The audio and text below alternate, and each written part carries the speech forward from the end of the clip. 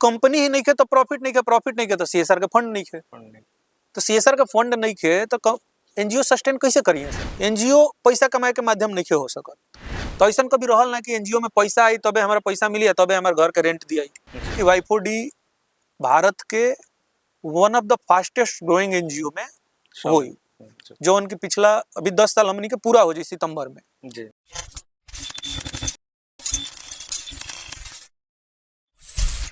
अब ये बिहार में भी बहुत लोग ऐसे बड़े जो एनजीओ बना के काम कर चाहेला, लेकिन वो लोग एक समय पे जाके फेल हो जाला। पर्सनली हमारा बहुत लोग के बारे में मालूम बा जो लोग एनजीओ बनौले रहन, चाहे एनजीओ अभी भी उनका लोग के एग्जिस्ट करता, लेकिन फेल वाला वो लोग ना। ये माने देखी सवाल ठीक बा, लेकिन फेल बा कि पास बा, एकर पैमाना का हुई?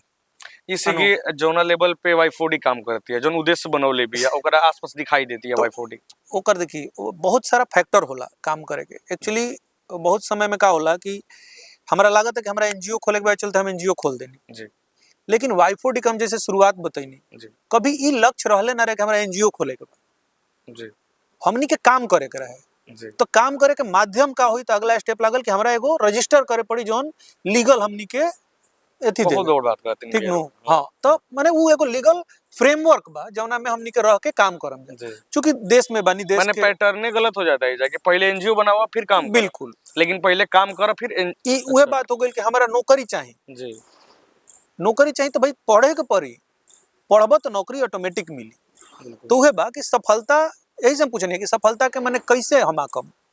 अब वाई4डी के बा तो हम ही आज कह सकत नहीं कि वाई4डी भारत के one of the fastest growing NGO में हुई, जो उनकी पिछला अभी 10 साल हमनी के पूरा हो जाए सितंबर में जी। माने रजिस्टर्ड भइला के बाद, इसे काम तो ओकरा पहले से चलता लेकिन रजिस्टर 10 साल में इतना बड़ पैमाना पर काम करे वाला शायद ही कुछ एनजीओ भारतवर्ष में पूरे हुई हन जौना में हमनी के बानी जा। और में सिर्फ मतलब ऐसा नहीं कि 2-4-5 आदमी के योगदान बा, उनमें सभे के योगदान बा। बहुत लोग कार्य कैले बा और देख ले बनी कि पूरा इंडिया लेवल पे हमनी के 2018 में कार्यक्रम कैले रही दिल्ली में, ओकरी तो अनुभव भी ना रहे, लेकिन सब मिलजुल के सबके सहयोग से आदमी करता। तो पहले आदमी के देखे के पड़ी कि हम काम का कल चाहता नहीं एनजीओ में। एनजीओ पैसा कमाए के माध्यम नहीं हो सकत जी। सफलता के पैमाना के एनजीओ हमारे साल के कितना टर्नओवर करता इहो नहीं हो सकत जी। अगर वो काम कल चाहता नहीं तो एनजीओ बंद ना हुई, कभी काहे बंद हुई? बिल्कुल काम करे के बनू, ओकरा में तो ई कोनो एथी नहीं कि हमारा इतना पैसा डोनेशन मिलता कि नहीं के मिलत। अगर वो पैमाना बा जी, तो फिर कंपनी खोल के बैठे के चाहिए बिल्कुल कि हम हई काम करम ओकर बदले में हमारा पैसा मिली। रन करे खातिर जरूर बड़ पैमाना पर काम करे के बाद तो पैसा चाहिए संस्था के जी। हम ही ना काम कि वाई4डी बिना पैसा के काम करता बिल्कुल, लेकिन ऐसा ना रहे कि पहले दिन से हम हतना बड़ कर ले रही, चाहे एकरा बारे में ही हम हाँ एकरे बारे में हमनी के सोचत रही। आजो हमारे याद बा प्रफुल्ल जी के साथ जब हमनी के बैठत रही जा तो हम ही पूछी उत्सुकता हो, चूंकि हम छोट हमारी उम्र कम रहे उनका से, अभियो मैंने अब तो हमारे मार्गदर्शक लोग कह ली जी। तो हम कहें कि आगे हम लोग क्या करेंगे जी। तो उनका एक रहत रहे कि करो जो कर रहे हैं करेंगे, खुद पता चलते जाएगा कि आगे क्या करना है। बिल्कुल तो जॉब करत नहीं जा, चूंकि हमने के सब कोई आजो जॉब करत नहीं हम जी। तो ऐसा कभी रहल ना कि एनजीओ में पैसा आई तबे हमारा पैसा मिली तबे हमारे घर के रेंट दिया जी। तो ओकर तो प्रॉब्लम में कभी ना रहल भगवान की कृपा से। बिल्कुल तो हमेशा ही रहल कि समाज के काम करो, ओकरा खातिर जौन संसाधन चाहिए जी। बहुत लोग संसाधन देवेला डोनेशन में, संसाधन माने अगर मान ली कोनो स्कूल में लइकन के ड्रेस देवे के बाद हमनी के ठन्नी जाके भाई दिवाली में लइकन के नया ड्रेस मिले के चाहिए जी।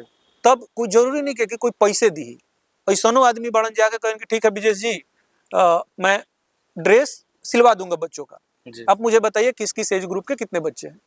तो इहो ऐसा होला सीधे रिसोर्स लाके दे देले हाँ तो काम कइल जाई तब मिली, ऐसा नहीं है। अब बिहार में एनजीओ फेल होता रही सा ओकर अगर हम मतलब सही समझनी तो मतलब रहे कि टर्नओवर वाइज या फिर एम्प्लॉय रख के जैसे एक्टिविटी वाई4डी करता वैसे नहीं करता नहीं बिल्कुल बिल्कुल।